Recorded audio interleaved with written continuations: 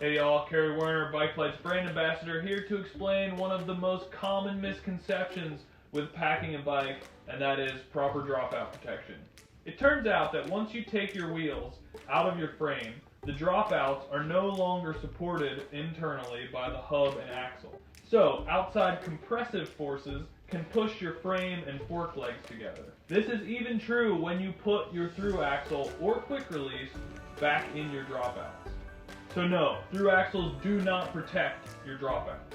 Keep in mind, it's normal during the shipping process for boxes to be laid on their side and even stacked on top of each other.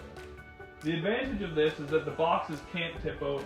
The disadvantage is that the boxes are then subject to compressive forces. Don't worry though, there's a really simple remedy to this problem. If you have a BBM, you'll know that BikeFlights includes these handy little spacers.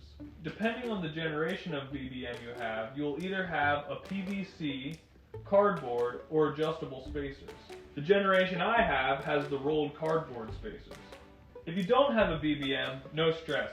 BikeFlights is here yet again to save the day with another handy template. Follow the link in the video description to see a template showing different axle sizes. Once you know your axle size, you can make your own dropout protector. You'll want something strong enough to resist those compressive forces. Therefore, a paper towel roll won't cut it. You'll want at least 2-ply cardboard, or even better, a section of PVC pipe. Whatever you're using, a proper fit is crucial. Use the template to measure out the corresponding axle size for your rear triangle and fork dropouts.